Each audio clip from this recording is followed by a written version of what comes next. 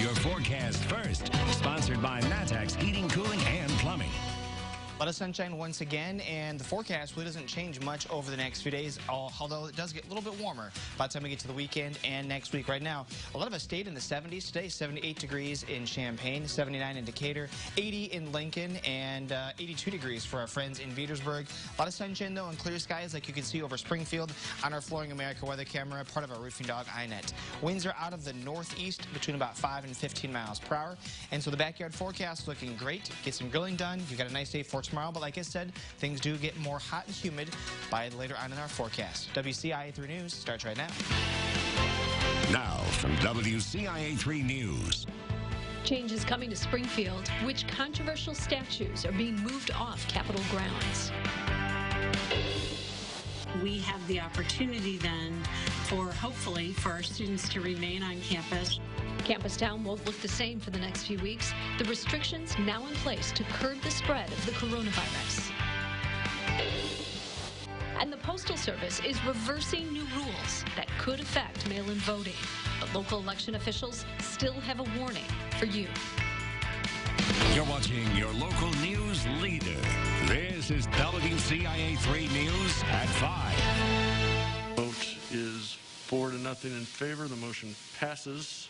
And with that unanimous vote, the statues of Stephen Douglas and Pierre Menard will be removed. Good evening. I'm Jennifer Roscoe. The Capitol Architect Board also voted to move the Martin Luther King Jr. statue onto Capitol grounds. WCIA 3's Capitol reporter Cole Henke is at the Capitol right now. So, Cole, what is the plan for the Douglas statue? Well, where the statue will end up has not been decided yet, but one thing is clear. This statue of Stephen Douglas behind me will come down. And for now, there isn't going to be anything taking its place. The architect of the Capitol said at the meeting today it won't just be the statue itself that will be removed. The pedestal will come down as well. The Martin Luther King Jr. statue across the street will also be moved to a more prominent place on the ground. But one board member suggested the state look into remaking that statue altogether. No offense to whoever did it, but I just think that's a poor rendering of Dr. King, and I think we could do better. So I just point that out. I'd like, at some point, I think we should consider having that one redone. The conversation to remove the statues began after Speaker Madigan called for it. Lawmakers from both sides of the aisle supported that call. Senate President Don Harmon praised the board's vote, saying he hopes it leads to more discussions about the other imagery within the Capitol. Speaker Madigan also called for the removal of the statue of Stephen Douglas inside the Capitol, too, but the board did not discuss that statue today. Reporting in Springfield, I'm Cole Henke, WCIA 3. Your local news leader. Cole, thank you so much. Now, Speaker Madigan also called for the removal of a portrait of Douglas in the House chamber. The portrait is opposite a photo of Abraham Lincoln. After Madigan called for its removal, it was covered with a black tarp. In November, the House will vote on its removal as well as replacing it with a portrait of former President Barack Obama. Students are flooding back to the U of I campus. Champaign-Urbana officials are doing everything they can to make sure they can stay there. Like we first told you yesterday, bars in Campus Town won't be allowed to serve people inside, but they can still eat and drink outside. WCIA 3's Andy Olson is live on Campus Town now. So, Andy, this just went into effect about 3 minutes ago. So how long will the changes be in effect? Jennifer, the emergency order that Champaign Mayor Deb Feinen signed says that restrictions will stay in place until Labor Day. She called those 3 weeks critical in being able to safely integrate students back into the area. U of I and CU are pulling out all the stops to prevent a COVID-19 outbreak with all the students back in town. The emergency order on those Campus Town bars went into effect, like Jennifer said, a few minutes ago at 5 o'clock. The same restriction for restaurants will be put in place starting Friday at 9 p.m. for Campus Town restaurants. Mayor Feinen believes these types of measures will be enough to safely get a start to the semester.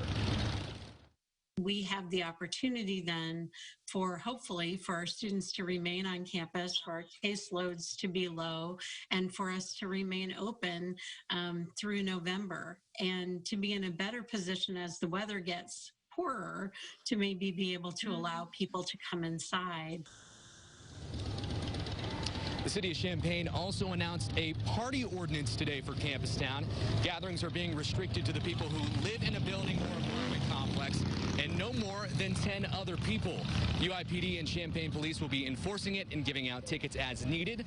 Those could then be turned over to the university for more possible discipline. And now coming up tonight at 6, we'll have more on some of the restrictions for restaurants and bars in and around Campus Town, and also a new mandatory mask policy that's going into effect for Champaign County that will have real consequences for people who ignore it. Live in Champaign, Andy Olson, WCIA3, your local news leader. Yeah, lots still to talk about. All right, Andy, thank you. Now, both Champaign and Urbana are introducing citywide restaurant restrictions now. Bars and restaurants with a liquor license now require people to be seated before they can be served. This goes for both inside and outside seating. People can stand to pick up an order, use the bathroom, but you have to have a mask when you do that. They're also restricting anyone under 21 from being in the building after 9 p.m. Every student coming back to campus has a few options of where they can get a COVID-19 test, but the State Farm Center is going to end up being one of the busiest. That's where every undergrad student in a dorm is being tested. They're expecting 2,400 tests to be done there today and tomorrow. And that's only one site. Over all of their testing spots, they want to do close to 20,000 tests. 10,000 per day we've already done, and we're going to continue to push that envelope. And I think that with 3 shifts and very well-trained people, we can get that done. U of I Housing says their dorm numbers are down this year. At last count, they had 6,500 students off from their usual 8,500. And tonight at 6, the big news about the saliva tests those students are getting.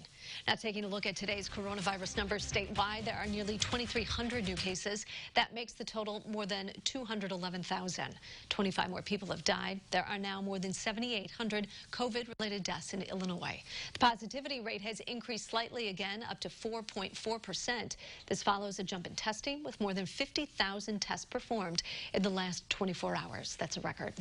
The U.S. Postal Service will not be following through on changes that would have led to late mail-in voter applications. The decision comes after 20 states, including Illinois, filed a lawsuit against USPS. But even though the Postal Service isn't changing any guidelines, local election officials are still asking you to turn in those ballots early because of the sheer number of applications. So we know there's going to be a substantial greater challenge in receiving back ballots by mail, properly validating them, and getting them tabulated and prepared for the result to be released on election eve. But we're doing our part. You know, we're preparing. Sangamon County is already breaking records for the number of mail-in ballot applications they have received. Arson dog teams from across the state are now ready for action. Why the work they do is so important. Plus this. We truly believe it's the best thing for the citizens of Mattoon to have this service. The city fire department hasn't had an ambulance service for 2 years. Why that could be changing.